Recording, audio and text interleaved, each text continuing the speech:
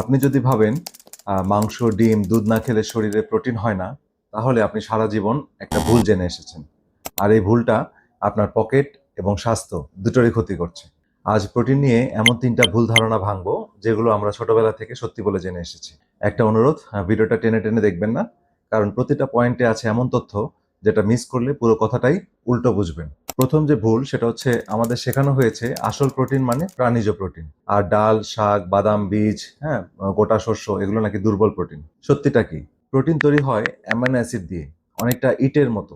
আপনার শরীর দেখে না ইটটা কোথা থেকে আসলো, মুরগি থেকে না মসুরের ডাল থেকে। শরীর শুধু দেখে সব ধরনের ইট ঠিক আছে কিনা। আর এখানেই মজার ব্যাপার, আমাদের সাধারণ ডাল, ভাত, সবজি, বীজ, হ্যাঁ, এগুলোর মধ্যে যে অ্যামাইনো অ্যাসিড আছে, হয়তো একটাতে একটু কম থাকলে আরেকটাতে সম্পূরকভাবে থাকে। তো সবগুলো মিলে আমাদের সেই কমপ্লিট প্রোটিন হয়ে যায়। তো আমেরিকার সবচেয়ে বড় পুষ্টিবিদ সংস্থা তাদের অফিসিয়াল অবস্থানপত্রে পরিষ্কার বলেছেন, পরিকল্পিত উদ্ভিদ ভিত্তিক খাবার জীবনের সব বয়সের জন্য প্রোটিনের চাহিদা মেটাতে পারে, এমনকি খেলোয়াড়দের জন্য।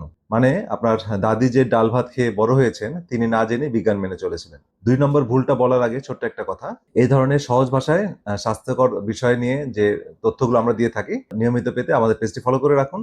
আর ইউটিউবে দেখে থাকলে চ্যানেলটি সাবস্ক্রাইব করে রাখুন, পরের ভিডিওটা যেন মিস না হয়। তো এবার আসল কথায় ফিরি। দ্বিতীয় যে ভুলটা আমাদের মধ্যে আছে সেটা হচ্ছে, বেশি প্রোটিন খাও, বেশি শরীর বানাও। সত্যিটা হলো, আমাদের শরীর প্রোটিন জমিয়ে রাখতে পারে না। বিশ্ব স্বাস্থ্য সংস্থার হিসাবে একজন সাধারণ প্রাপ্তবয়স্ক মানুষের দরকার শরীরের ওজনের প্রতি কেজিতে মোটামুটি 0.8 গ্রাম প্রোটিন। মানে 60 কেজির একজন মানুষের দিনে 50 গ্রামের মতো।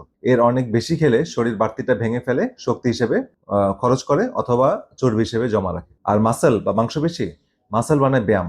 খাবার ছাড়া শুধু প্রোটিন খেলে মাসেল হবে না। যেমন ইট কিনে ফেলে রাখলে বাড়ি হবে না, এর জন্য মিস্ত্রি প্রয়োজন। আর তৃতীয় যে ভুল, যেটা খুব কম মানুষই জানেন, যেমন আমরা ভাবি প্রোটিন যেহেতু ভালো জিনিস তাই যত খুশি তত খাওয়া যায়। কিন্তু দি চায়না স্টাডি নামে বিখ্যাত বইয়ের লেখক ডক্টর কলিন ক্যাম্বেল ল্যাবে পরীক্ষা করে দেখেছেন যে যেসব ইঁদুররা প্রাণীজ প্রোটিনের ক্যাসিন বেশি খেয়েছে, তাদের টিউমারের বৃদ্ধি বেড়ে গেল। তো এখানে অনেস্টলি বলছি, তো এই গবেষণা ব্যাখ্যা নিয়ে বিজ্ঞানীদের মধ্যে তর্ক আছে। আর ইঁদুরের ফলাফল হুবহু মানুষের উপর খাটে না। কিন্তু একটা জিনিস নিয়ে তর্ক নেই, যাদের কিডনি সমস্যা আছে, যাদের জন্য তাদের জন্য অতিরিক্ত প্রোটিন সত্যি সত্যি বাড়তি চাপ। এই ধরনের কিডনি রোগীদের ডাক্তারদের প্রোটিন মেপে খেতে বলেন। আর প্রোটিন নিয়ে অনেক গবেষণা আছে, স্পেশালি প্রাণীজ প্রোটিন আমাদের বিভিন্ন অনেক স্টাডিতে দেখা গেছে যে আমাদের বিভিন্ন ক্রনিক ডিজিজের সাথে সম্পর্কিত, ইভেন আমাদের টিউমারের গ্রোথ সহ শরীরের অন্যান্য ইনফ্লামেশন এগুলোর সাথে সরাসরি সম্পর্কিত আছে। মানে প্রোটিন অনেকটা ওষুধের মতো, সঠিক মাত্রায় জীবন বাঁচায়, অতিরিক্ত মাত্রায় বোঝা। তাহলে মনে রাখবেন ৩টি কথা। এক হচ্ছে, উদ্ভিদ প্রোটিনও পুরোপুরি কাজের, যেমন ডাল, বিভিন্ন বিন, বীজ, বাদাম, সবজি, মিলেট, সম্পূর্ণ শস্য, এগুলো তার প্রমাণ। আর ২ হচ্ছে, দরকারের বেশি প্রোটিন মানেই বেশি শক্তি না। আর প্রোটিন ভালো জিনিস, কিন্তু যদি মাত্রাটা ছাড়িয়ে যায়, তাহলে সেটা কিন্তু আমাদের শরীরের জন্য বোঝা। এবার আপনার পালা, কমেন্টে লিখুন এই ৩টা ভুলের মধ্যে কোনটা আপনি এতদিন সত্যি বলে জানতেন। ১, ২ নাকি ৩। শুধু নাম্বারটা লিখলেই হবে, আমি দেখতে চাই কোন ভুলটা আমাদের মধ্যে সবচেয়ে বেশি ছড়িয়ে আছে। আর এই ভিডিওতে যে গবেষণাগুলো কথা বললাম তার প্রতিটা রেফারেন্স কমেন্ট বক্সে পিন করে দেওয়া আছে, আপনারা দেখে নেবেন। তো ভিডিওটা আপনার বন্ধু বান্ধব, পাড়ার প্রতিবেশী, আত্মীয় স্বজনের মাঝে শেয়ার করুন। স্পেশালি আপনার যেসব বন্ধু বা পরিচিত জন যারা জিমে গিয়ে শুধু প্রোটিনের পিছনে টাকা ঢালছে, তাদেরকে এটা বেশি শেয়ার করুন।